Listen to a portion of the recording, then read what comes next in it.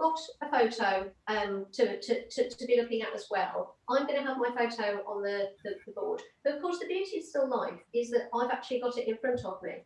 And you can never kind of replicate by moving it somewhere else. I'm not going to have replicated the light. But I just thought it was useful to have this to kind of talk about why I've done it. Because I think the thing about still life is that it's not really about what you're drawing, it's about how you're using it to explore something and to experiment with different things. And in this case, I wanted to look at using pastels to capture shine and sparkle. And just quickly about this kind of composition, it gives you the opportunity to make your own composition. And what I really like about this, if my hand's going to come on here, is that it comes up and then it flows down again. And with the scarf at the bottom, I've got a bit of a flow. It's really funny, this looks like my hand is enormous because it's not really this big.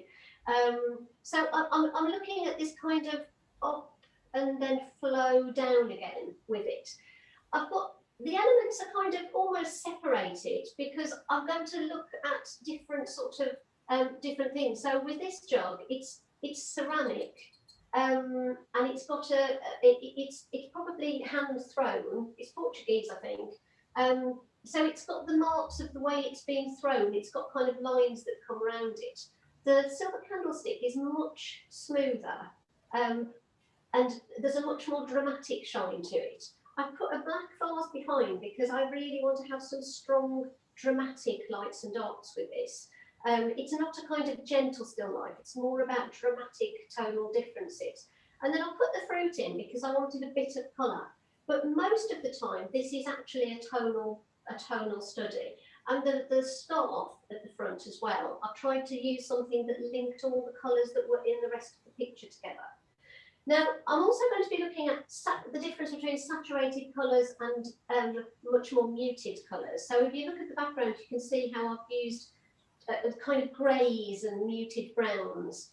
I've set this up in a little box. I've just folded a piece of mount card and put some grey paper in there so that I've almost made myself a little light box. And just a handy tip, that's what happens when I turn off the light. So I've got a little table light on it so that I get light from one side. I've got this bit here is an extra bit of card to stop the light coming in from the other side, because what I want is these darks. And if I didn't have this wall here, I'd have just light all over the place. So it's quite important if you're setting up your own still life at home.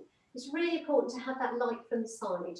Okay, so let's go back to the, Lois, if you want to go back to the actual work on the board now. Okay. You want to spotlight the artwork. And like I said, I'm also going to be looking at photos. So I'm just going to go on to the materials now. Right. So as ever, I'm going to use my trusty small starter set from the New Pastel School because, as I always say, this is my kind of happy go-to palette of colours. And the colours I'm going to be using particularly today are, for these backgrounds, I'm going to be using these two neutral, the neutral blue and the neutral brown.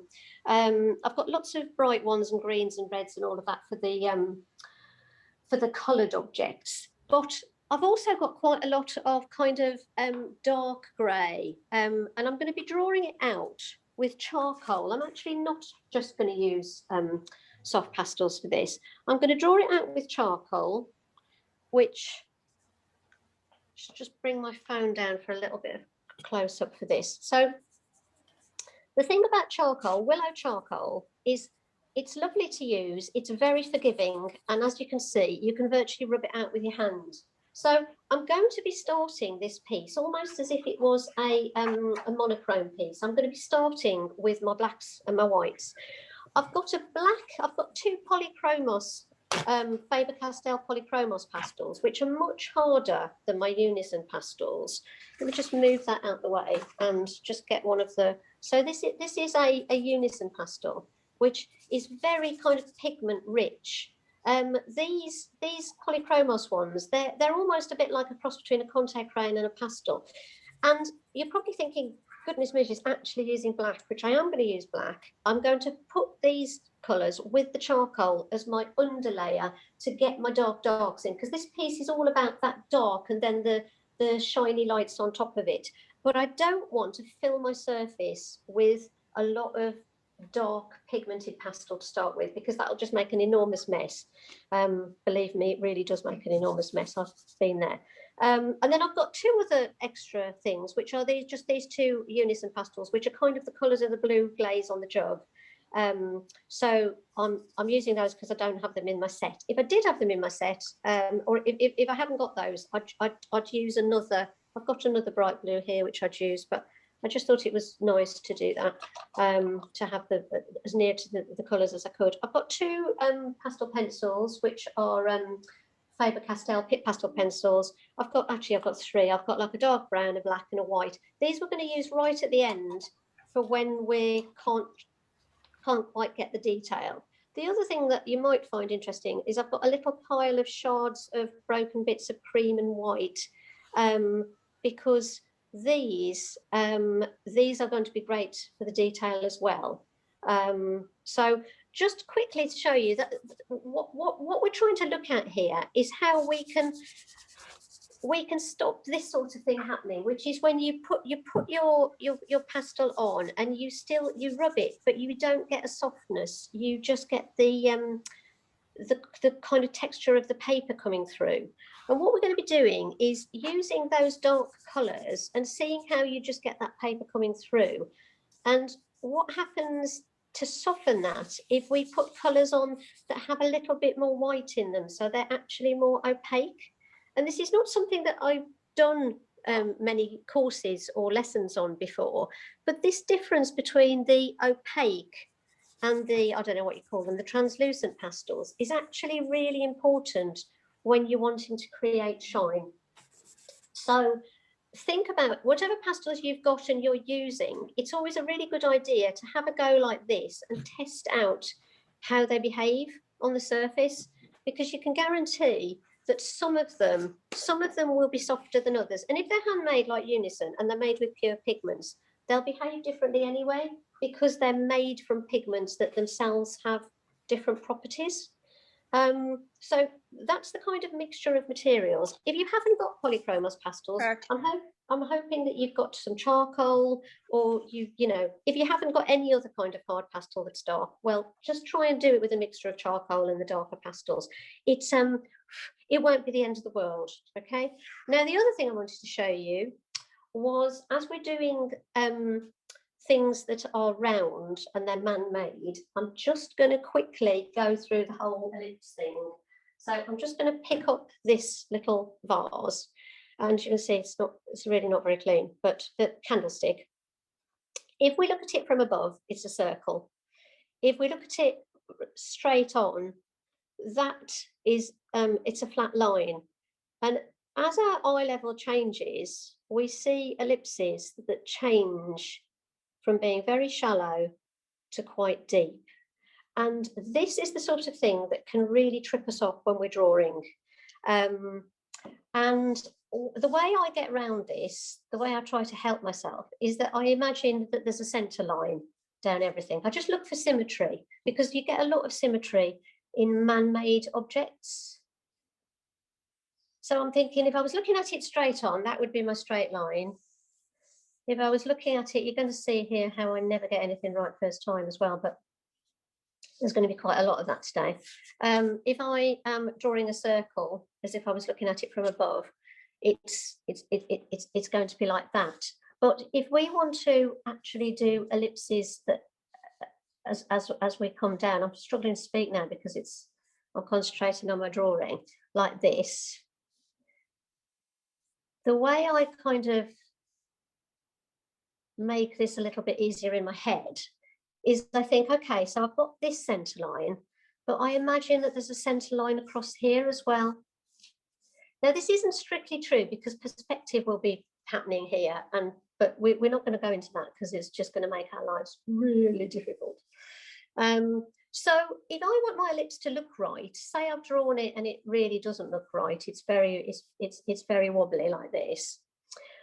what I do is I think, right, so is this side the same as this side? And I can see no, because this is actually quite a nice gentle curve. This is much more of a flatter curve. So something's gone wrong there. So I can make that a bit more gentle. Also, it's come all the way out here, but it hasn't come all the way out here. So there's no shame in using a rubber to just have another go, or even to just kind of smudge it slightly. You see here, I can see it needs to be a bigger curve as well. So I can bring it down a little bit with like that. And the thing about charcoal, unlike pastel, is you've got plenty of opportunity to keep playing around with it. You can rub it out goodness knows how many times. With that one, I can see the same things happened again. It's almost gone into a point there, but it's much more rounded there. So if I was going to change that one, I'm either going to change that side to match that side or vice versa. If you get to a point where you've done a whole picture and it's still not looking right, what I do is I'll get a piece of tracing paper, I'll trace over it and then just fold it in half and then just see what the difference is. So that's a little bit technical, but it's kind of hopefully takes the fear out of ellipses, which I know is a fear that some people have. Just trying to get more light on the matter here. So I have given myself a few guidelines here, because otherwise it was going to take too long to draw this out. So I'll just put that back in its little place, because I want to get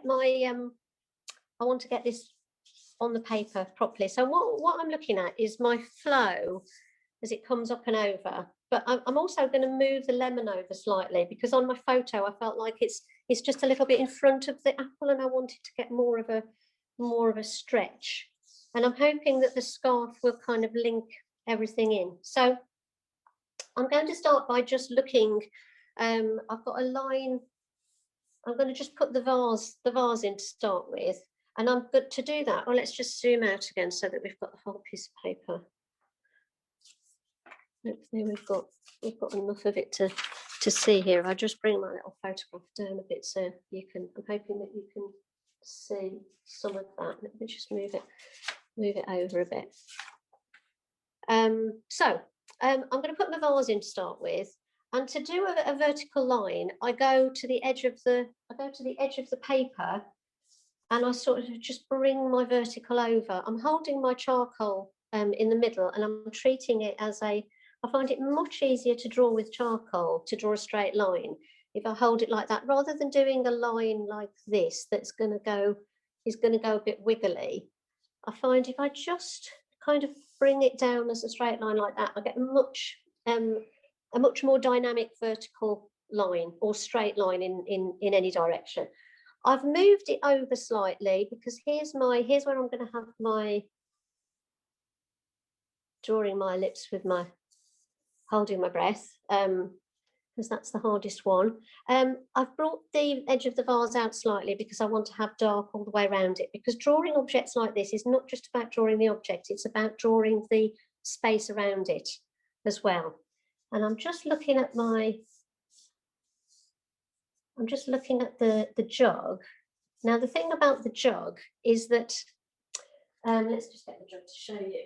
This would have been made as a turned object. This would probably have been a circle, but then they've pinched it here. So what that's done for us is it's made an ellipse, but it's not an ellipse that's as wide as this. It's a little bit, can you see it comes in a little bit here, and then we get the little pinch bit. So I'm just going to kind of imagine that my ellipse is sort of about here, and then just do that little bit of a pinch. And if you're drawing this, or if you do this watching the video and it doesn't look quite right, just really don't stress about it, because this exercise is supposed to be about how you're using your pastels. It's not about drawing a beautiful, exactly correct jug. It doesn't matter if the ellipse isn't quite right. So what I'm looking at now is the jug that's about, it's this height, and it's actually narrower than it is high. The photograph, I have to say, has made it look a little bit wider than it is. which I think is quite interesting. This is quite a slim little jug, and suddenly it doesn't look quite so slim on the photo. I'm not saying any more about that. So I'm thinking it's nice and round here, nice and round. And as I said before, I really don't get anything right first time. So that's the beauty of using charcoal, is that you can just keep playing with it. It does look a bit symmetrical. That probably needs to be a little bit straighter there. But the other thing I need to put in is the curve of the handle, which again, when it was made, this is something that's been added on. So I'm thinking that's a beautiful kind of gentle curve that comes up and over. And it doesn't matter if you have several goes at it, because with this you can just keep rubbing it out, moving it around until you get it right. You're probably thinking, oh, this charcoal, isn't it really going to spoil the effect of the pastel colour? And it's actually amazing how they all just blend together. So what I've got with this handle, again, I'll show you, is it's got a side to it, and then it's got a sort of top and an underneath to it. And it's rather lovely that the underneath is white. It's got the white glaze on it, but you've got this beautiful blue glaze on the on this part. What I'm going to do is I'm actually going to exaggerate this as though this is flatter and that's flatter, to give myself a definite sort of side and then top and bottom. So there's a little bit of the top showing, and then there's a little bit of the underneath showing as well. So what I've done is I drew that curve in to start with, that lovely clean curve to start with, and then I just added one, echoed it there and echoed it behind. Okay, and that's pretty much my jug done. Now, this is a little bit tricky, this candlestick, because it goes quite narrow. It's essentially a sort of like a cone, upside down cone, but it's a bit straighter here, and then it sort of curves out a bit. That's actually too wide. So I'm just going to rub that back and just bring it in. But the best way to draw something, I find, with charcoal is to just draw it very lightly, or to make little marks. If you make little marks, they're easy to rub out and they're easy to correct. And this really is excellent kind of observation practice. Then what we've got going on here, I'm imagining that's the sort of center of the base. It almost comes in a sort of cup. Let's just show you.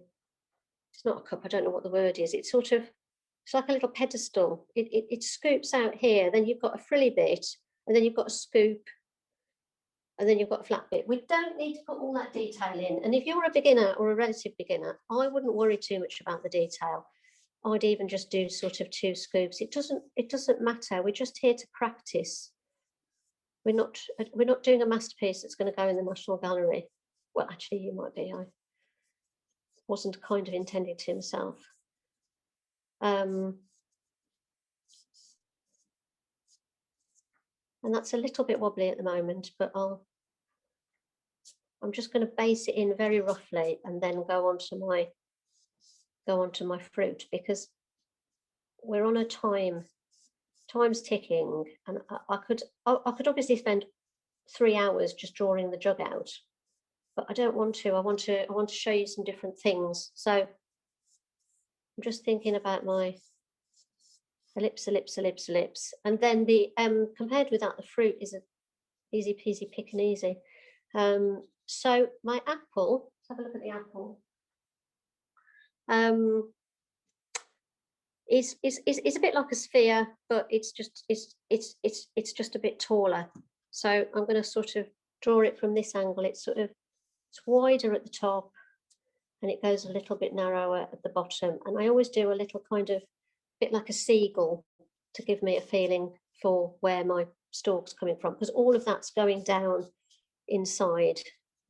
And then my lemon is, my lemons, I love drawing lemons. It's a bit like an ellipse itself, isn't it? But it's slightly squarer at this end slightly squarer at that end. And then, of course, it's got the lovely bit that actually makes it look like a lemon. And I'm not, at the moment, I'm just thinking about, I'm just thinking about my getting everything placed on the paper at the moment. I'm not thinking about, what's the word, tone, my tonal differences. Okay, so that's my kind of very, very basic sketch.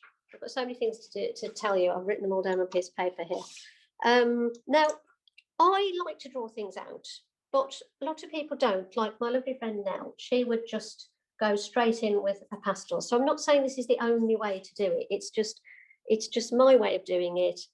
And I'm trying to just show you how you can get your darks on in a nice, easy way. So hopefully I've got my lines of flow, and I'm also very aware of the negative space.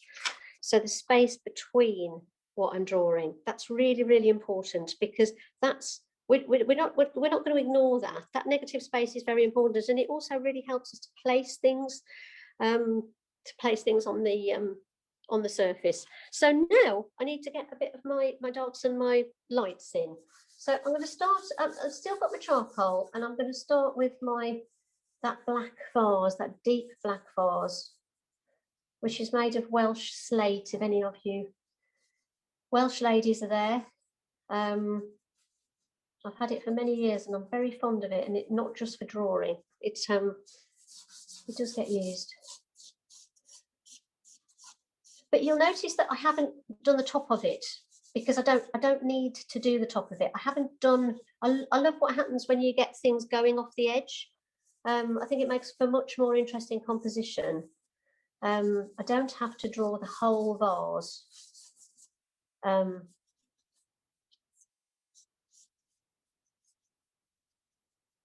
So this is very, very sketchy, as you can see.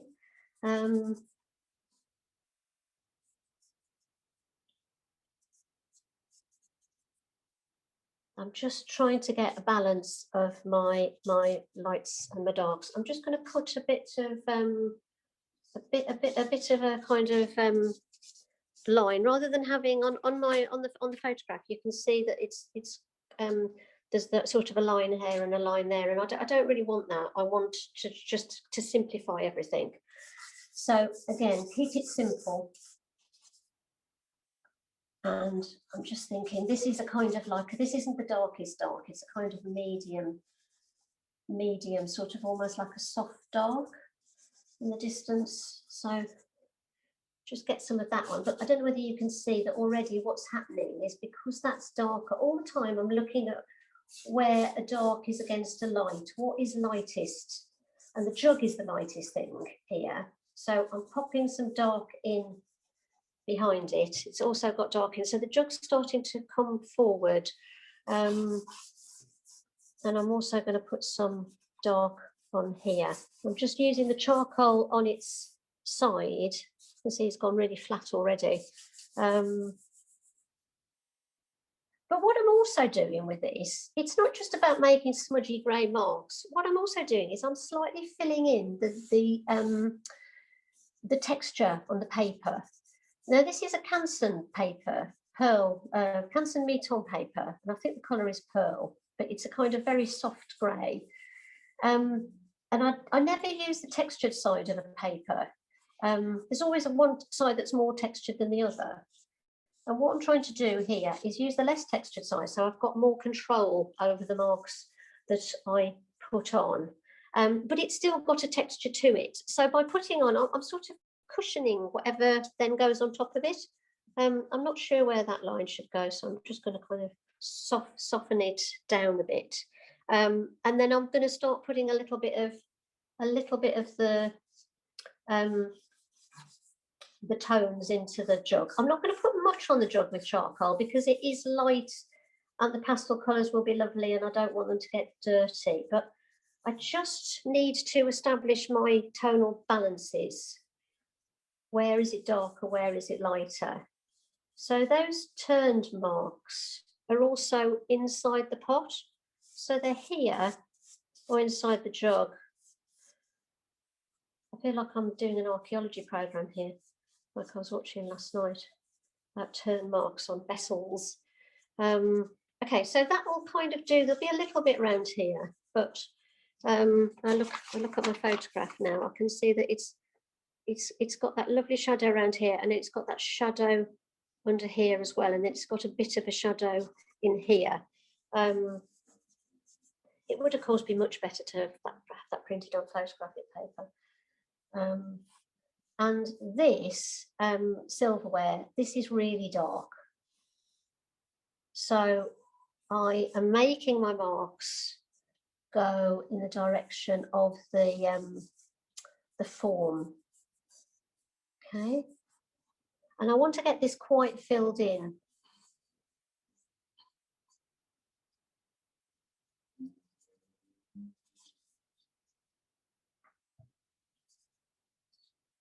Again, that's round. All the time I'm doing these things, I'm thinking they're round, round, round. I have the words going on in my head. But as I look at my reference, I see that actually the silverware down here, the candlestick, is actually lighter than the vase behind it. So I'm just going to pop that in a bit darker behind it. And I know that means now that we've got a light vase and a dark vase, but it doesn't matter. It really doesn't matter. We're going to go over that with pastel anyway, very shortly. And then it's sort of slightly losing my shape on this, but I'm not going to worry too much about it because we can always put it back later. So there's going to be dark round here, and all the time you can see I'm thinking and making my marks go round, round, round, round, because it's a round form. Okay, and it'll have a bit of a shadow. There's one thing I don't like is things that are floating. So I'm just going to give both of those a bit of a shadow. So I know as soon as you give it a shadow, can you see it starts to sit on the surface? So let's then move on to the apple. And again, basic lights and darks. That apple's really dark in there. It's a dark red anyway. But it's also in shadow. It's much lighter here. Bit of a dark in there. Here it'll gradually change from dark to light, but the background is going to be darker than the apple. So I hope you're keeping up with this. It's basically if you just imagine you're playing a game, which is lightest, which is darkest. That's what we're doing. Again, to make the lemon look three-dimensional, we know the light. Actually, I should have made more of that. The light is definitely coming in from this direction. So we've got our lemon like that, and again we're going to have a background that's a bit darker than the lemon. So looking at your lights and darks, the background up here is really quite soft, and by soft I mean it's not a harsh light or dark. It's very gentle, but under here we get that little sliver that tells us that it's a spherical object. There's a particular way that the shadow goes right underneath there, and then it softens out as you come over, as you come up, and then we'll have our little bit of fabric sort of swirling round. So that's very rough, but that's my kind of starting point for then putting my pastels on. So now I want to emphasize some of that drama, that light and dark. So I'm going to get my actual pastels out now. So here's my polychromos. I'm going to be using this one, which is my polychromos black, and my kind of mid grey. I'm just checking that I've got enough of the just going to lift my phone up slightly, so I don't think you saw that that little bit of little tweak there. Okay, so then I've got room to put the photo in as well. Okay, great. Okay, so I'm just going to put a bit more black on here now. I'm going to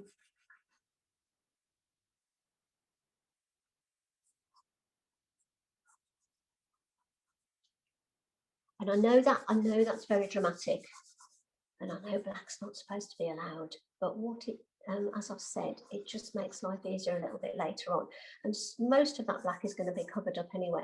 If you're working with pastels and you're doing a picture where you've got a very dark area and you don't have a dark enough pastel, it's quite a good trick to put something like a type of black on, or a charcoal or something underneath, and then work over it,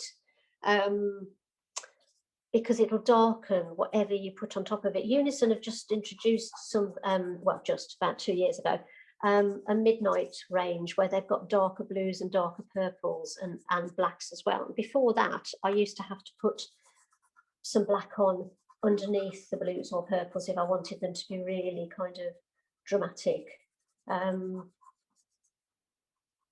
So that's the grey. And again, I know it's looking very dark, but believe me, we're going to go over it.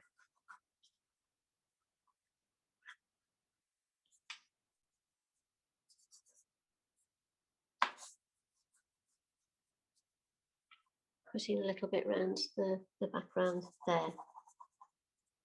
And all the time I'm doing areas, but I'm not finishing them because I don't actually know I don't know until I've done all of it whether the things are relating together well enough. Just using my rubber there to kind of rub out, because my line is not very beautiful here at the moment. You know, there's no shame in rubbing back at all. Right, okay, I think that will do for my little bit of background. And I'm now going to go on to, I'm just going to try and get my hands a little bit cleaner. I'm now going to go on to doing the jug and getting the light, to get the light on that. Having said that, I am going to put in a bit of a light. I'm not going to go onto the jug. I'm just going to put some actual pastel colour into this. Now this blue that I really like, I'm actually going to use this mostly on the floor area. But I don't want the picture to be like a jigsaw of lots of different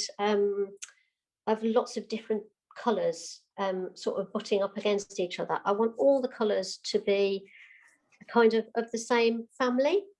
So I'm going to use bits of the colours all over the place, if that makes sense.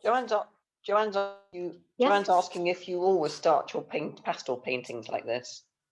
No, I don't always start them in any way, I'm afraid. I'm just starting this one like this because it's so lacking in colour. Anyway, and because I just wanted to establish my lights and darks. It's a very good question, because if I was what I just did in charcoal, I would very often do as like an early monochrome sketch, and then I'd go on to using colour on the actual thing. But I'm kind of combining them both together, and it's a great thing to do if you're not very sure whether what you're doing is the right thing. Okay, so that's my brown and my blue, and I know this is quite unusual. I know a lot of pastel artists probably don't do this. Nell would be absolutely horrified at the thought of putting charcoal on underneath her beautiful colours, but you know, I think to me it makes life easier, and this is because I think in tone rather than colour first. Can you say what type of pastel you're using now? I thought it was your soft pastel. Yeah. Somebody else. So this is now my Unison pastel. So from now on, I'm pretty much going to be using my Unison pastels. So they're soft pastels, and that grey blue that I've just used in for the floor, I'm now using this to be the dark for the jug. and I'm making those marks in a kind of I'm making the marks in the way that the jug has been made. So I'm thinking that it curves round, and all the time I'm drawing it, I'm thinking about the I'm thinking about the fact that it's round, what it actually feels like. So if I hold this jug, I can hold it in my hand like this, and I love that kind of, I love the sense of that form, and trying to get across to the person looking at the picture what that form actually looks like.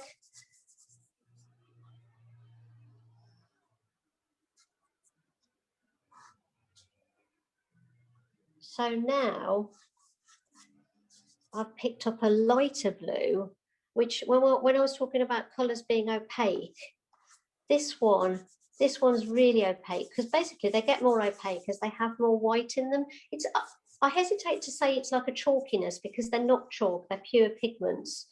It sort of demeans them by saying that they're chalk. But what that does is it already starts to make it feel softer.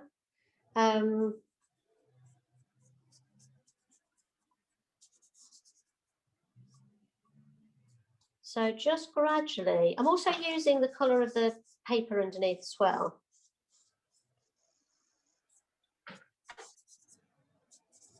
So gradually putting some of that on, and also I've got a flesh tone, which is a lovely sort of pinky colour. Because the thing about this jug is it's not white.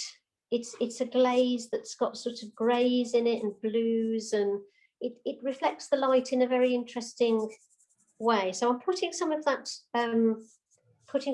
cream on it too, or sort of flesh tone. It's like a very, very light peachy pink.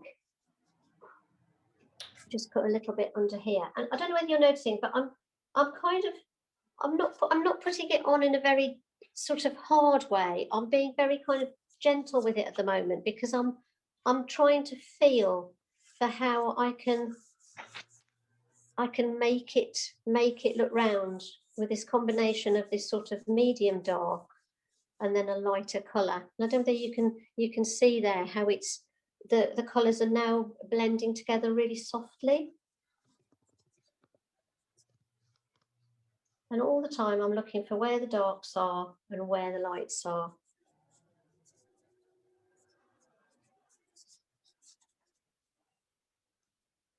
Just give it a little bit more of a dark around here, because then I'm thinking, right, that's my basic jug. There's all sorts of things going to happen to that. But at the moment, I want to go on to the blue of the glaze, because that's what's going to start to make it look like this jug. So I've got these two blues. One's darker than the other. Maybe you can just see that. One's darker than the other. So I'm going to now be really brave. And if you're doing this, just be brave and gently stroke in where you did that ellipse with the charcoal. And if it doesn't work first time, don't worry about it. Make it a bit thicker, because believe me, it's actually very thick on the jug. And just comes out into that little bit of a point. It's got extra lines on it underneath as well, but I'm not gonna worry about those, because we need to simplify it a bit. It's always good to simplify whatever you're doing. If it's a bit raggedy, I can come back with one of these colours underneath it. Pastel's very forgiving. You can just keep making changes. If you slip a bit, don't worry, you can just go over it. And then I'll just do the handle. So I'm using that same, all the time, whatever I'm drawing, I'm thinking light, medium and dark. And with this blue, I'm treating as my medium jug colour. And I've gone a little bit flat with my curve there, But because the jug is so thick and forgiving, I can just come out a little bit more over there. So it's gone a little bit thicker, but I'm not bothered about it. I just put a little bit on the top because it's also got the blue glaze on the top. And I'm just going to put a little bit more of that light underneath. And then I want to have a darker dark on that. So I've got a really dark blue here. And because I know the light's coming from here, this is a little bit in shadow behind the, I don't know whether that showed up, but I've just put a little bit of dark there. And I'm going to put a little bit of this. This is a really, really dark blue. And it gives it some of that drama. It'll come down dark here, because again, that's slightly in shadow. And then it's around the back there. So all the time I'm thinking, where's my light coming from? Where's the shadow going to be? And the darks are crucially important to getting the shine. So those are my dark blues. And then the light's going to be catching it here. So I'm going to come in with this slightly lighter blue there. I'm just going to give it a smudge off.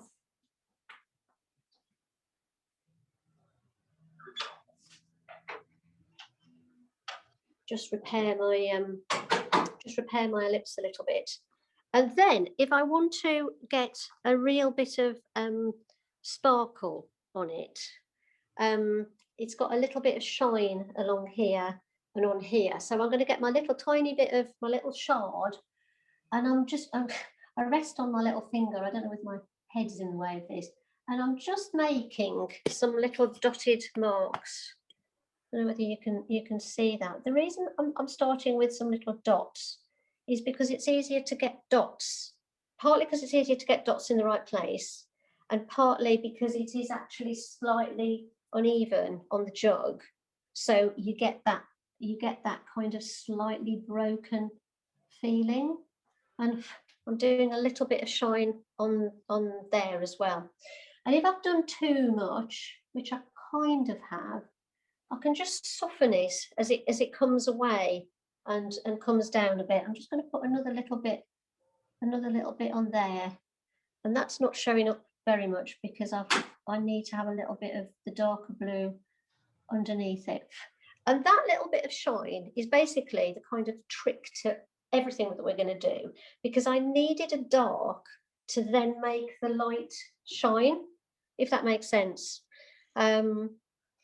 You cannot have light without dark. I know that sounds a bit philosophical, but you cannot have light without dark. And to put some more shine onto the vase, onto the jug itself, I'm just coming in with a bit of a pinky colour, because if you think about it, all of these shiny objects are going to reflect what's around them. And what we've got coming in here is the reds of the apple and the scarf underneath. So I'm just putting a little bit more of a dark on there, because I want to put a bit of shine on here. So to get a bit of shine on here now, I'm getting a cream, which is a lighter. Look how lovely that is. And I'm just going to soften it in a bit to catch that lovely kind of form as it comes around here.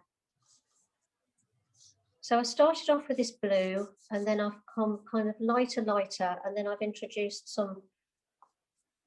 put a bit more dark back into it. And I'm just going to, before I put a little bit of sparkle on it, I'm just going to put a little bit of the flowery pattern on it. And I'm doing that with tiny little dibbly marks, because I don't want it, it's the actual it's the form of the jug that's more important to me than the decoration on it. But I need a little bit of decoration to show us that it's this type of jug. And then to get a little bit of shine on it, I'm just using my little scraper to scrape away some of the excess. This is just like a little bit of flat plastic with a sharp edge. I just scraped away a little bit of my pastel on the surface so that I could then put some white on with some quite sort of deliberate marks. And I'm going to do a little bit of that under here as well. So by putting those marks on and then not really smudging them very much, it kind of jumps out a bit.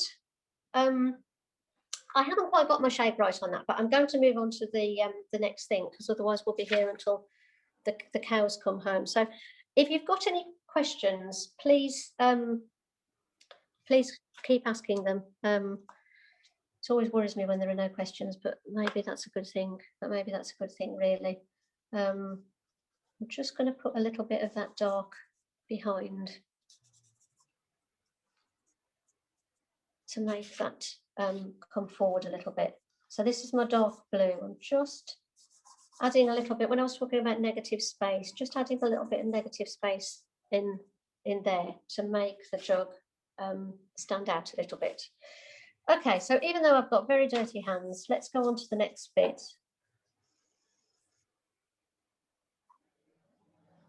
And again, because this is quite a grey, it's quite grey, even though it reflects things. Can you see there's a lot of grey in it? And charcoal isn't actually a bad, it's not a bad colour at all for this. So I'm just going to darken it down a bit.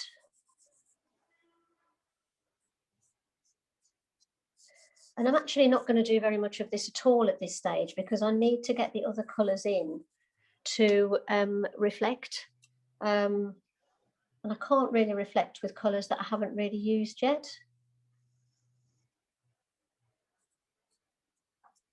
So I'll bring some of this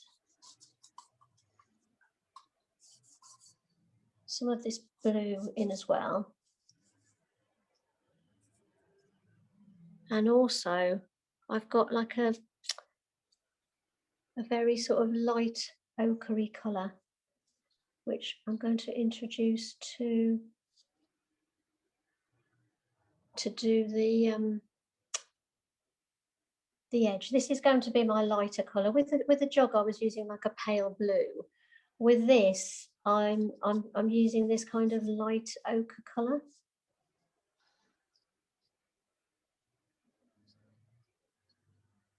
And then, rather than doing on the photograph, there's lots of detail. There's the pattern on the jug reflecting and all sorts of different things. What I'm actually going to do with this is I'm going to keep it very simple, and I'm just going to have some lights and some darks. So I'm going to have a bit of shadow under here.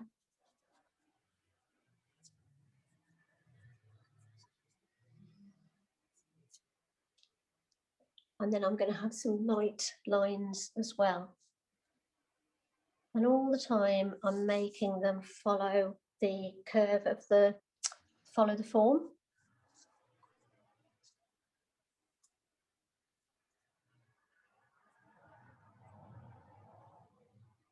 So if you find this hard to draw, just keep thinking about the form and keep thinking about the fact that it's darker on the left and it's gradually going to get lighter as it goes round.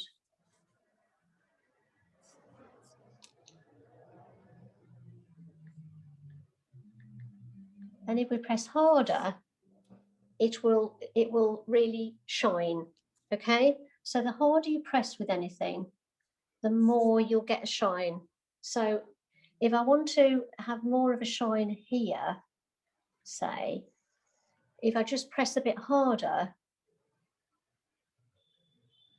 with a lighter colour, I'll get it to shine. So it's partly to do with the colour that you use, whether it's light or dark, but it's also to do with how hard you press with it.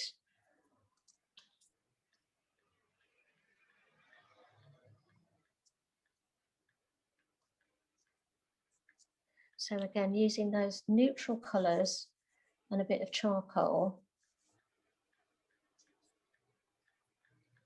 to sort of sculpt in the darks and the lights. And there's a little ring there.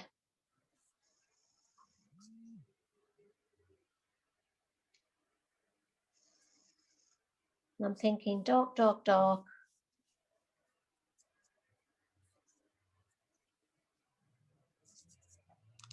And then there's going to be that light, and then a bit of light down here. So you need a bit of patience for this, but don't despair if you're finding it difficult, because it is difficult, but it's not impossible. You can actually, with a little bit of light and a dark, it's amazing what you can achieve. And then I've let a lot of the paper show through on that, and then I'm just bringing in that blue of the surface again to let's just come out a little bit to sort of describe the edges. And I know the edges are wobbly at the moment, but it doesn't matter. We can sort those out. We can sort those out at a later date. Just add a little bit more of my dark behind here now. So it's a kind of gradual moving.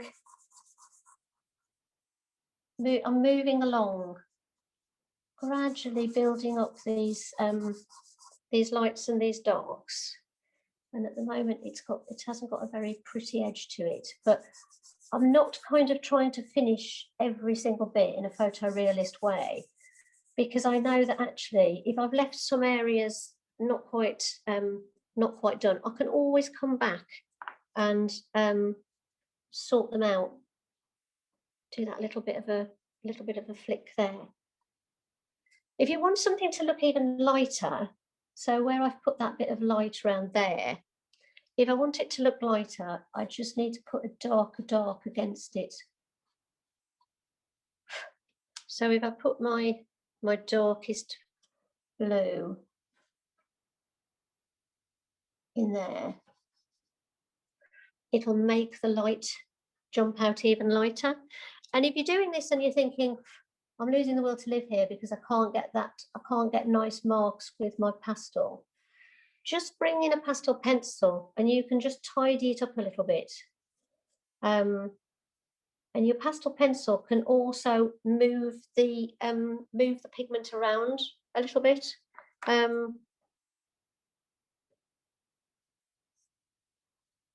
So I just put a dark in there. So I'm going to move on to my fruit. Okay, so now I'm just wiping my hands on my jumper, which is really disgusting. So I'm going to leave those two now, and I'm just going to go on to my fruit. So if yours looks like mine and it's not perfect by any means, don't worry, because we're going to come back to it. Someone's asking, can firm pastel sticks be used? Firm, I don't know what they are. Is that, well, presumably not the soft ones? Yes, they can. Absolutely, they can. I don't know how much you get that opaque softness with them, but you'd certainly get, for this sort of detail, if you use a hard pastel, it will really, really help. So for my apple, I'm coming in with a couple of reds. Again, I'm thinking dark around here, and it gets light around there. This is a really bright red, which is probably too bright, but I'm going to put it over it and then work over it. And then I'm coming in with a very light, it's partly lighter on this side because the light's hitting it, but it's partly lighter because it's green. Okay, so I've got a very light green that I'm just, and apples are a bit complicated because they're kind of, you get several colours mixing together, and you know, it's a slightly more complex form than a lemon. But if it's not looking right, just be patient. Just keep thinking light and dark. And I'm also going to bring in that pink. So when I talk about lights, mediums and darks, I've got like a light, medium and dark red, except I've got a sort of light, bright and dark red. And with those, I should be able to make it look three-dimensional. I know you're probably thinking it's looking very pink at the moment, but that's fine. It's all right. It's going to be fine. It's all going to be fine. And again, with my green, I've now got a darker green to put in that little hole. And I'm just going to, with a bit of charcoal, put a little bit of shadow in there as well. Partly I'm using charcoal because I want it to echo what's around it, okay?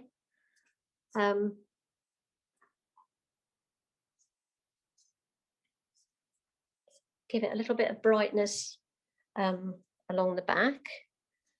And then if that looks a bit sudden, I'll just blend it in with a bit of green. So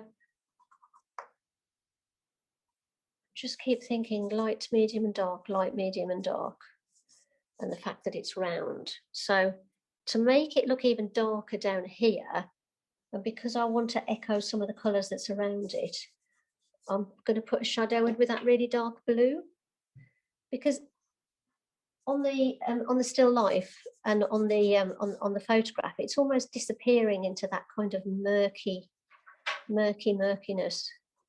And I'm going to use that dark blue to put that shadow under there as well. Also use the dark blue to do a little bit of a stalk. So before I put the shine on the apple, I just want to establish this, just bring this background closer, because what I've got is I've got a bit of a line around, I've got a bit of a halo around my apple, and I don't want to have a halo. I want I want the apple to finish and the background to begin without there being anything in between. And this is often something that beginners to pastel find really difficult. Just checking what this looks like on the other thing. It's fine. This business of how you make that edge, and you can just take a little bit. See, I'm just taking that excess bit of pigment off there, and then I can come round with my darker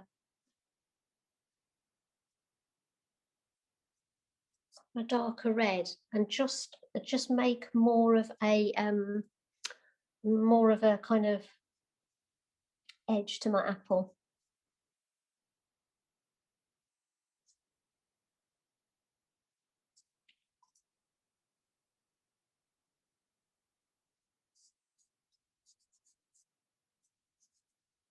A little bit more green in, and now I'm going to come in with some a little bit of shine on it, because I've got it's quite dark, and at the moment it's looking a bit flat.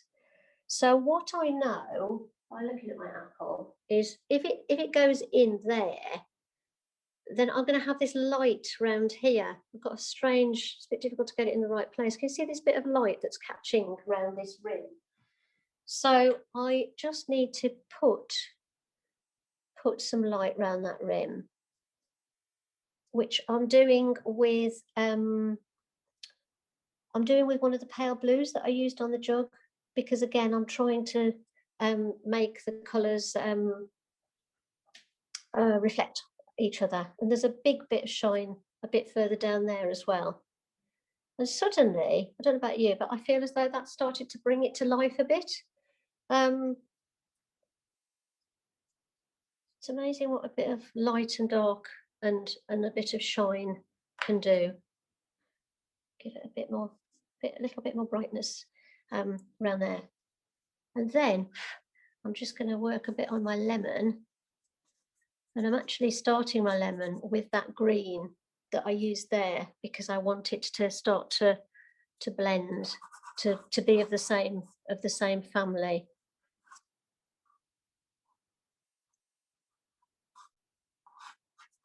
And again, with my lemon, I'm sort of thinking of the marks. This isn't, it is shiny, but it's also textured, which is interesting. I've got several yellows as well. I've got a light one, very light one. The medium one I just started with, and I've got another one here that I've brought from another set. And I've also got a bit of an orange. So even with my lemon, I'm just thinking light, medium, and dark. And I'm putting the marks on, using it on its side, and just sort of, I don't know whether scumbling is the right word for it, but it feels like it's the right word for it, because I want a little bit of that texture of the paper showing through. Can you see how I'm putting these shadows, these colours, just round on this side and just kind of scumbling them in very, very gently. And then I'm going to come back. Where was my blue? The trouble is I've got to this point now where everything's looking the same colour.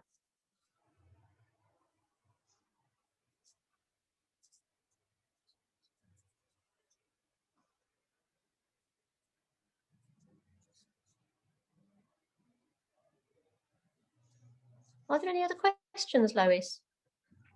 No, there are no other questions on the chat. No, everyone's hard at it, really. Like they're keeping up with you by the looks of things. Are they? Well, that's fantastic. Okay, so we've pretty much drawn all our elements now. So what I want to do is now bring it all together a bit.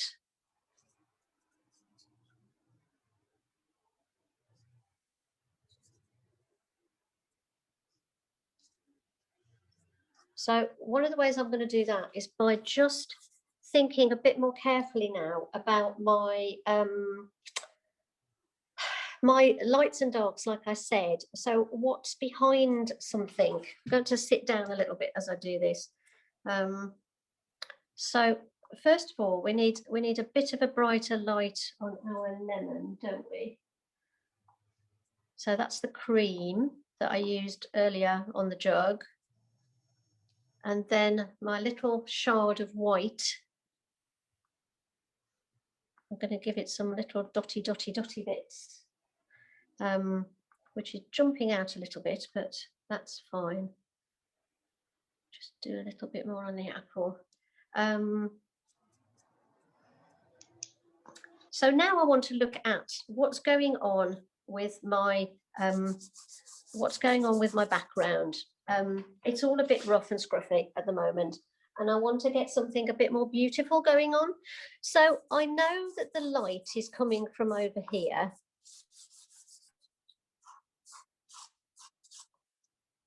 So I'm going to introduce a bit more light, and this is the pale blue. This is one of the pale blues that I used on the jug. And this isn't so much about making things shiny. This is about setting the scene of where the objects actually are. So if you've got light shining on something, it's nice to know where it's coming from. I'm just going to put a little bit of light round here, because I love it very much when you've got light coming in from this way, and you've got the shadow of your apple. But what this tells us is there's a little bit more light coming round the side of it. Okay, we're just going to do get a bit more of a darker dark on there. Someone's asking, what's the best thing to use as a plastic scraper? Are old credit cards any good or too thick? Well, I'm not sure about credit cards, because when I used to try to use a credit card, they were a little bit too thick. But I think they've got thinner over the years, so they might actually be fine at the moment. I know that actually, surprisingly, milk cartons are quite good if you cut those up. And also things like paintbrush packaging, you know, that sort of very stiff, clear packaging. The important thing is that you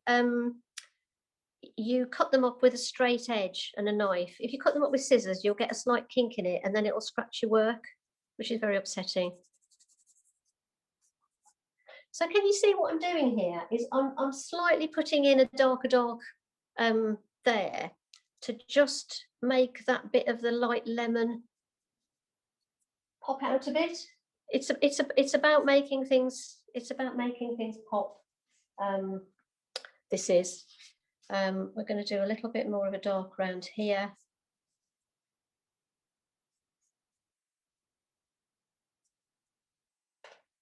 Just checking what it looks like over there. And now we've got our apple and our lemon done. We can get a little bit braver with putting some colours in here. So if we're going to have a little bit of a reflection, remember it's going to follow the form. I mean, if this was a different form, if it was a goblet, say, then again you'd have to be constantly thinking about the angles of the form. I'm just going to put a little bit of the yellow in as well.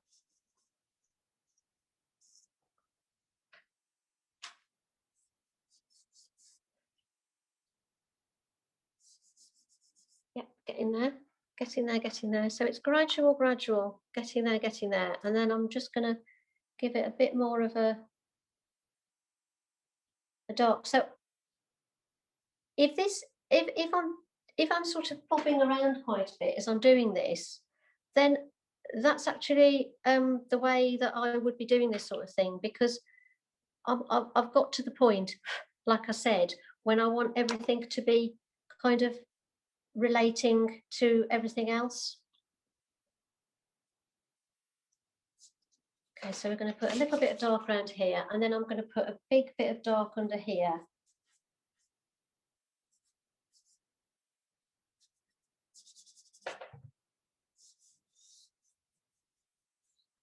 And because I've already got the charcoal on the surface, it just blends in quite nicely. And again, a darker dark around here.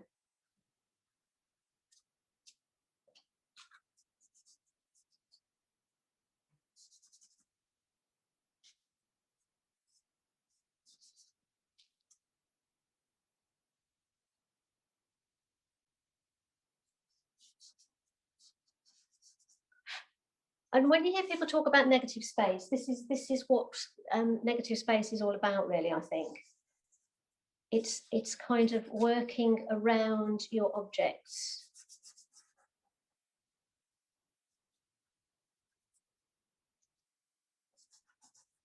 And this whole area, I want to be a bit darker and more moody anyway, because the light's coming. We've got that whole thing going on of the light coming from over here.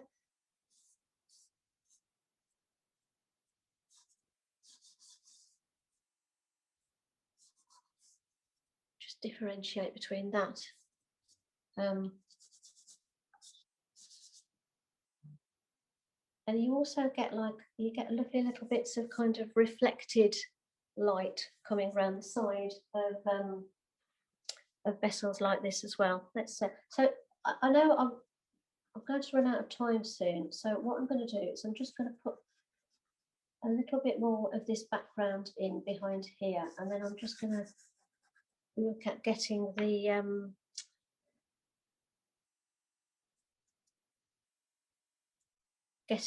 little bit of scarf done at the front. But the thing about fabric is actually the less you do, the better it is. So again, a little bit more dark here to make it a little bit more interesting.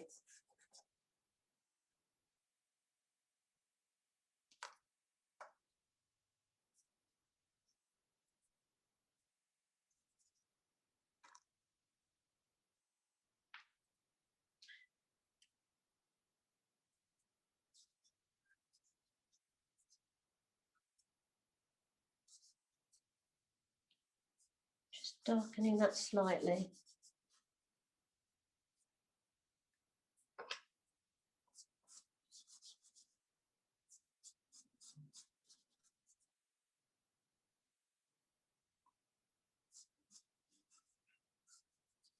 Okay, so let's get the scarf in.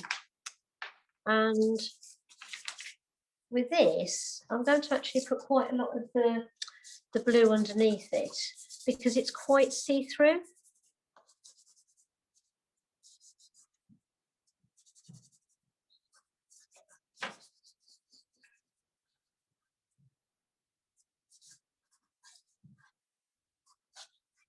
So I want to have a goodly amount of kind of coverage on here so that I've got something to put my scarf over.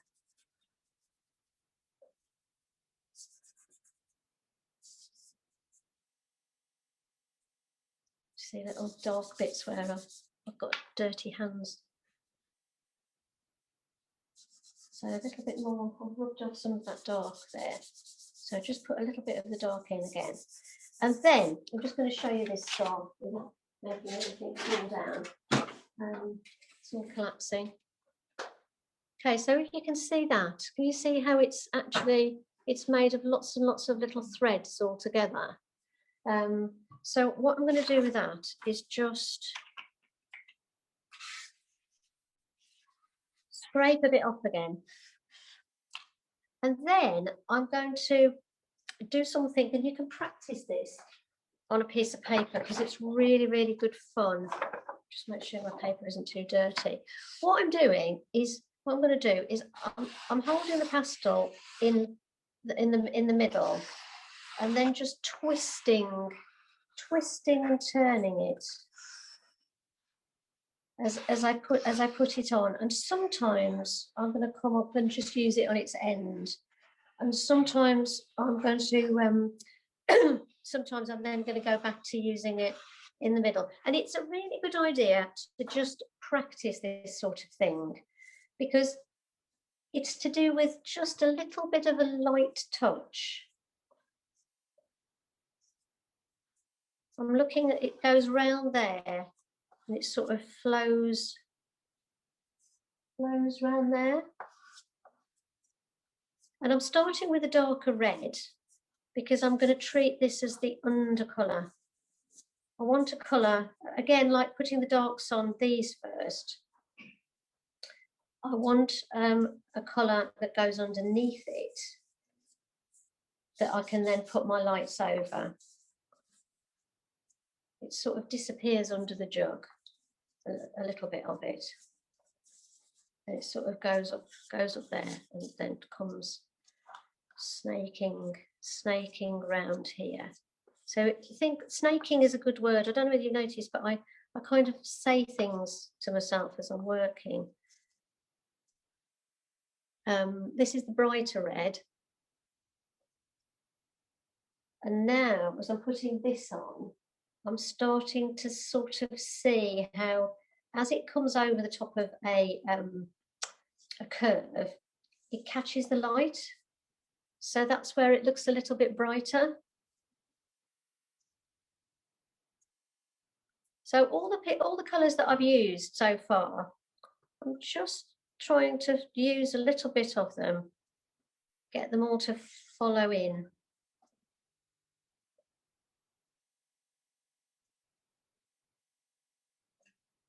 Is that looking like it? It's looking okay, it's getting there.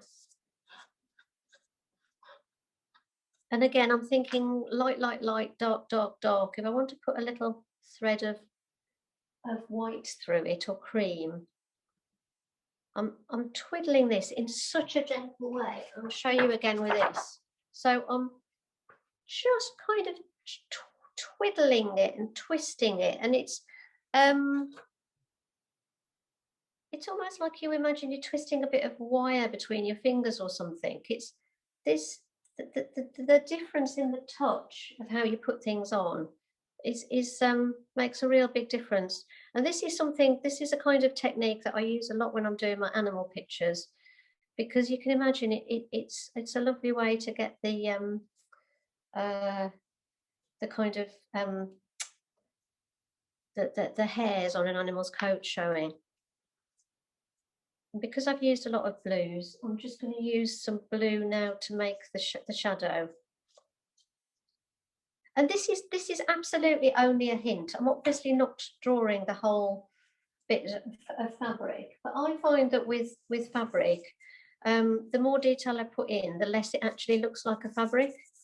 And I'm just going to put a little bit of shadow, because it's that bit of shadow that makes it sit on the surface.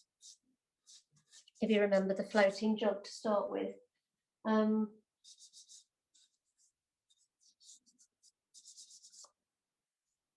then I'm just going to put some. There's a big discussion about the sort of paper that you're using. Somebody is asking about pastel mat, because they. Okay, so I don't use pastel mat because it's not so easy to rub and soften. Okay, so that was a bit of a tragically dark bit of blue on the lemon there. That didn't work. So I wouldn't use pastel mat personally, but I know people who do absolutely wonderful things with pastel mats. They produce beautiful things. So I'm not saying that it's a bad product.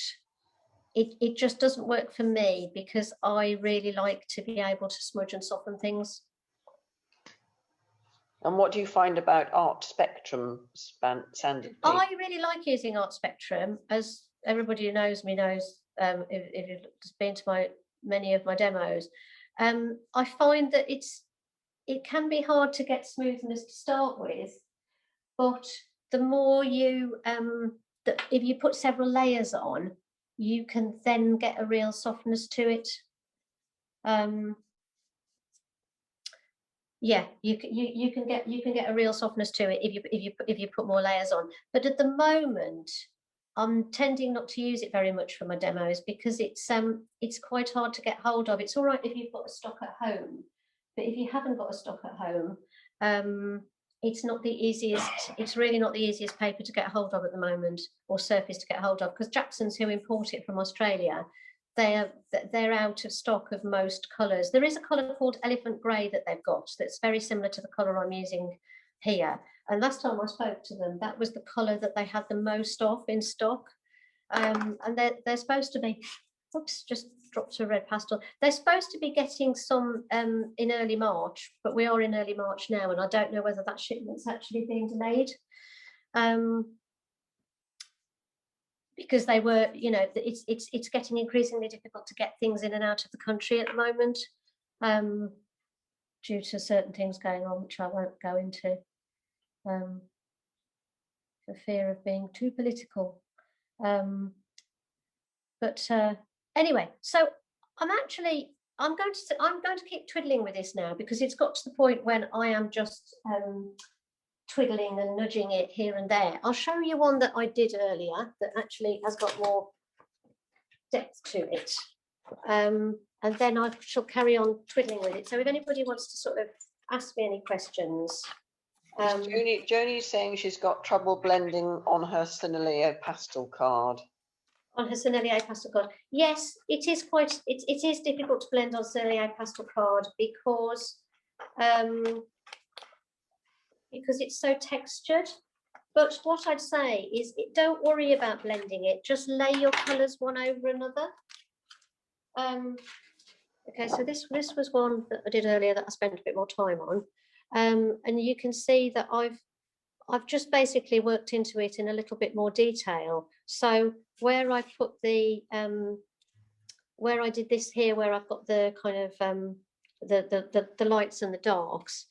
Here I've just spent a little bit more time, which I'm hopefully going to do now, just kind of sculpting that a little bit more, but it's still just using lights and the darks, and the adjusting the lights and the darks round things. Done the same here. I've put more onto I've made my fabric richer. I've put more colours into it, and I've also just kind of tightened up all of these areas. And this is probably, I don't know, maybe another 15 minutes work to get it to this stage. So that's why I'm saying, rather than have you all sitting listening, watching me twiddle, which is basically not such a good spectator sport, I'm very happy, Lois, if people want to just kind of ask questions now. Excellent. Yes, I'll pile in, certainly. Are you going to finish that one off, or should I just use the practice painting that you sent me? Yes, you could just use that one, but I will try. Like I'll try to do a bit more, and I've got some others to show you here. For those of you who are wondering why I used charcoal, these were ones I did as sort of starters for this.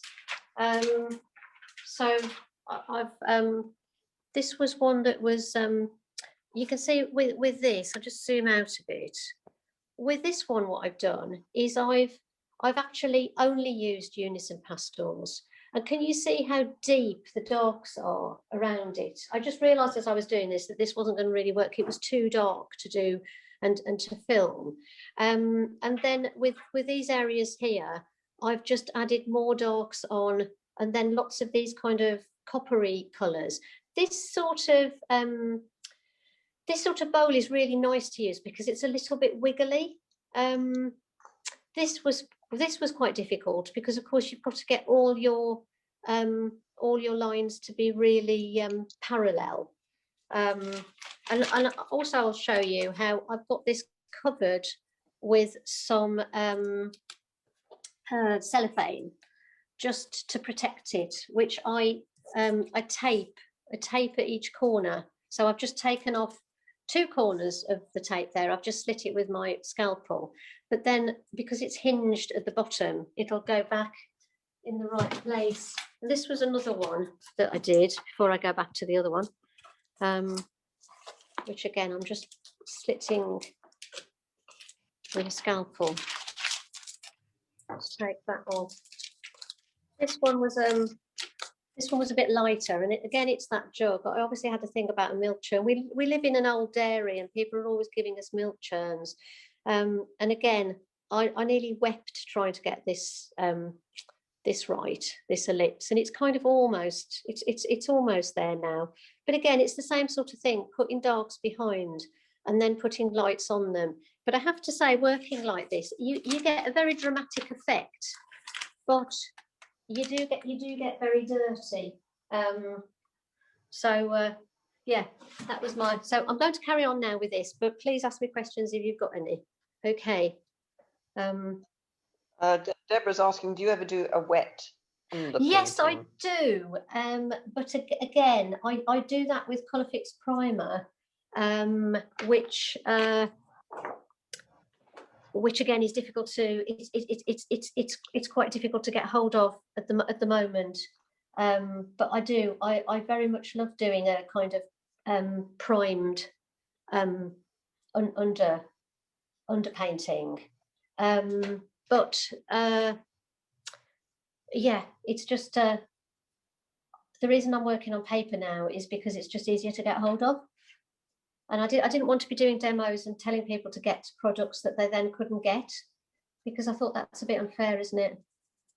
Do you ever fix the charcoal before putting on the colours? No, that's a good idea. I just generally don't think about using fixative because I haven't had much success with it over the years. But that would be a good idea. What I'm doing now is I've got my twiddly pastel pencils. So things like this little bit of detail in here, I can use my pastel pencil to come in a bit closer to actually sharpen up some of the kind of if I want a little bit of detail in it. Losing the ability to speak again now. And again, if I want to just correct things like that curve around there, it's really handy having a little bit of a pastel pencil. Again, this getting these areas a little bit tighter round here. Have you ever used pan pastels? Yes, asking. I do use pan pastels, and actually, for the next demo that I do, I'm going to be using pan pastels because that's another way. I use the pan pastels again to tint my paper, and that is a really good way. You can actually change your kind of paper color that you've got. If you've got a paper color that's too light, you can kind of almost dust over it with pan pastel, which can be really lovely. But I mean, there's all sorts of ways you can use pan pastels. But yes, the short answer to that is yes, and I will be using them in the next the next demo. And can you remind people what type of paper you're using today, please?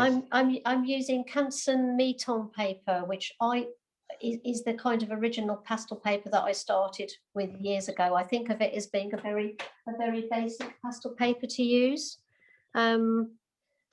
It's, you know, it's the sort of paper like when I come to Italy, I shall bring a load of Canson Meton paper with me because it's easy to carry.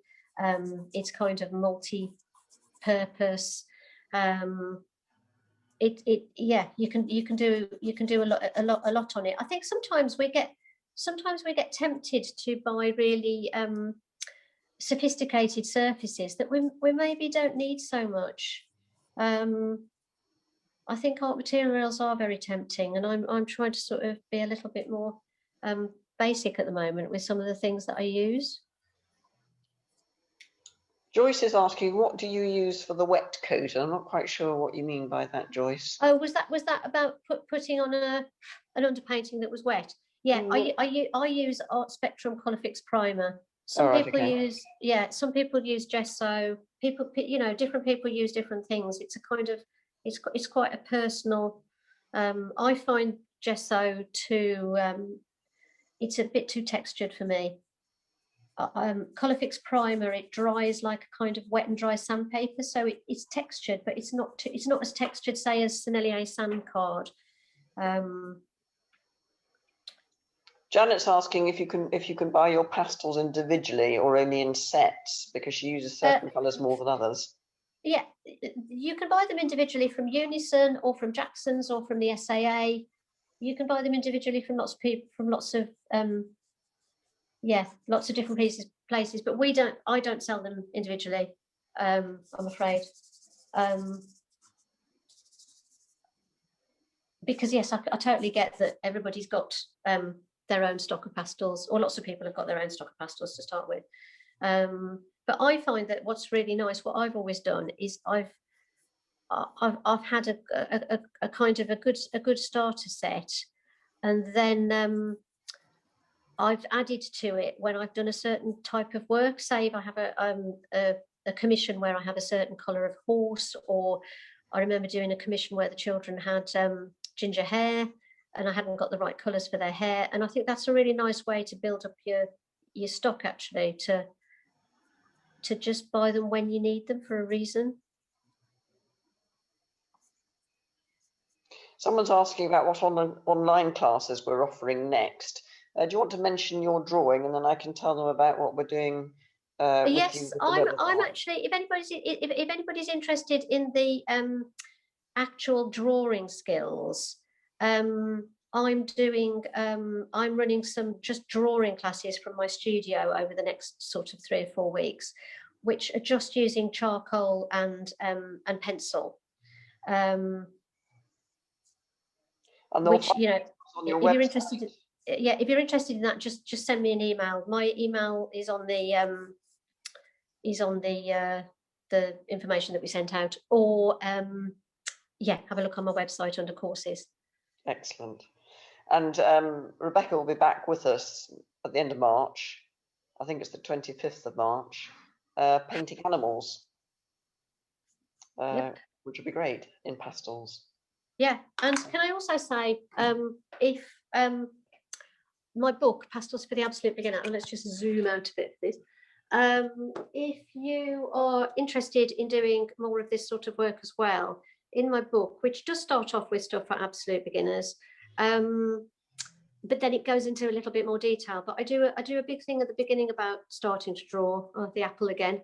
I do have an apple obsession about looking at lights and darks, little exercises for working a light against a dark, and then taking it into colour. You can't really see that very well, can you? We don't do this in the book because it's a bit more advanced, but that's the same canvas stick, isn't it? Would you believe it? It gets around a bit, and then it goes on to different pastel techniques. So there's another one about doing doing the bauble and getting shine. It's obviously something that really interests me, making things look shiny. And then there's other stuff about animals and landscapes and lots of different things. And you can get this from me, or you can get it, there's portraits and figures and all sorts of things in there. You can get that from me, but you can also get it. It's available in lots of different places. Apparently, it's on offer at the SAA today. Oh, is it? Yes. I think the SAA have got an offer on with some pastels, but they're not. I think they're SAA pastels rather than Unison pastels. But yes, it's selling very well in lots of different places, actually. If anybody's not interested in doing things other than pastels, let me just say what we're doing at the mill. We've got a watercolourist, Randy Hale, with us next Thursday, and I'll be sending everybody, if I haven't already, send everybody information about that, and that'll be at a slightly later time of 4 p.m. UK time. There's one more question here. Something about rollers. Hang on, I need to find the question. Do you use a brush or a roller for the primer? I use a brush, but I know Nell, who I work very closely with, she often uses she often puts it on with a roller, because she likes the fact that you get a different you get a different texture with it. I don't want that sort of texture. I want to be able to kind of, maybe I'm a bit more of a control freak, but I want more of a kind of a smoother texture. Although I put it on with a brush, I brush it out quite a lot, and as it's drying, it's a painting and decorating technique called laying off. I bring it up, I bring off my pressure gradually, and I end up with quite a smooth surface, unless I'm priming something for an animal picture, in which case I will try to make my brush strokes go in the direction of the coat of the animal. So whether I mean, no, I don't use a roller, but I do use a brush, but I brush it on in different ways, it has to be said. Yeah, hope that was a good enough answer. Perfect answer. You never get a short answer from me. I don't do short answers. I haven't got any more questions here. Oh, right. They're all still busy. Are they? You're all still very busy. You have actually, from me. Oh, good. I've had this meat-ents paper for some time, and I found the surface to be awful. It's so rough.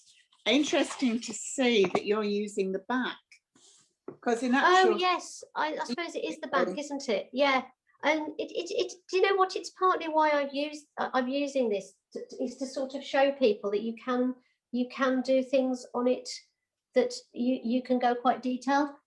But I always use that back, if that's what you call it, of the paper, because I just hate the fact that the textures always they always interfere, don't they? But yeah, I stopped using it. I thought it was awful, to be honest with you, until you told me about that. And have you used it today? Yeah, but I started before you said use the back of it, so it's too late. Oh, but it doesn't matter, because I'm doing it again. Yeah, that's a shame. Well, please have a go at doing it again, because I hope you'll find it quite different and much more enjoyable. And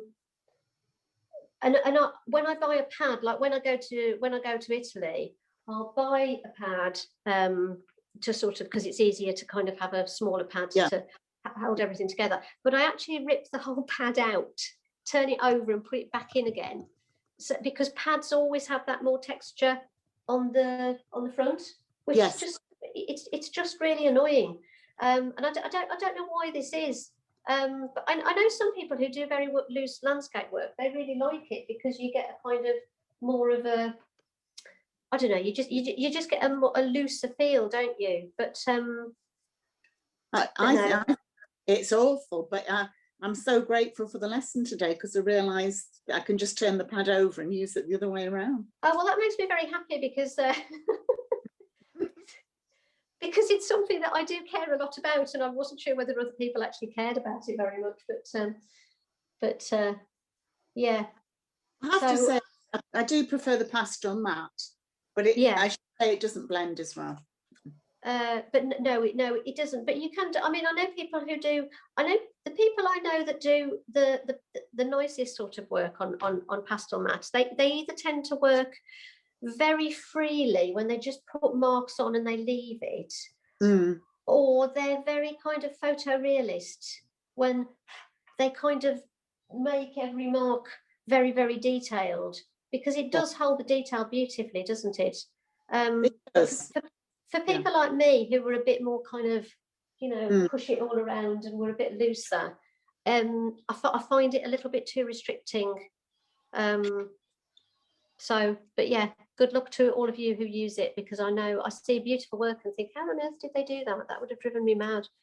I don't think you get the shine though. I don't think it would be suitable for today's work. You wouldn't be able to blend and get the shine that you have.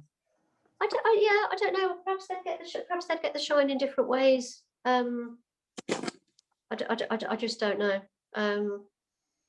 But Bonnie's asking if she can use oil pastels, please.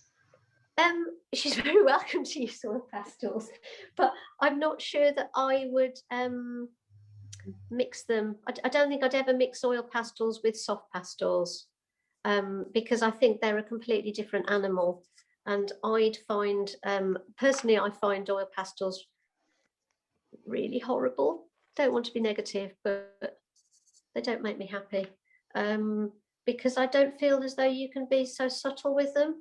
But again, I've known people who've done beautiful things with oil pastels, but a lot of the time, and they've done very soft, subtle things, they've done beautiful skies, but a lot of time when they've done it, they've actually used like a cloth with turpentine or white spirit, and they've rubbed into the oil pastel, so they've almost made it like a paint.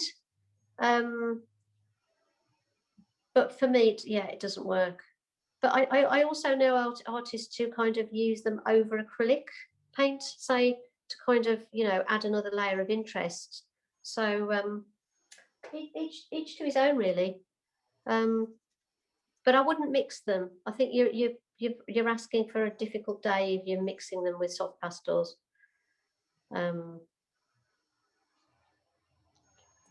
Yeah. Can I just interject before I forget? Everybody, please do email me your paintings, and I'll put them in the gallery. That's always a good part of the and fun part of the process. I know that, and they look amazing, don't they? Yeah, totally. Susan's got a question. Could you clarify, please? Are you using the gesso on the canvas? No, I'm not. I'm just using paper. I'm literally just using paper today. Oh, did you mean today or another day? Yes, today. Today, no. Today is just. What I might do is for the next one, I am thinking of bringing. Doing the piece on one surface, but actually having some alternatives that I've done on other surfaces to show the difference, because I thought that's actually that could be a really useful lesson, is you know, what happens if you work on a different surface. But unfortunately I can't do the piece several times. But I thought I could show examples, and those ones I showed that I'd done earlier, these darker ones, those were on Colourfix primer, which I've painted onto mount card. And part of the reason I've done those, because you can actually see the brush strokes in places. Part of the reason I did those on Colourfix primer was because I knew I was using these deep darks. And it kind of does take more layers, but you know, like I said, but it's not essential. And can I say that I'm really impressed by the people who've actually followed along and done it, because it can't be easy to do something when you're out of your comfort zone, and it's something that somebody else is, you know, they're working in their comfort zone. It must be yeah, quite a challenge. So well done you guys.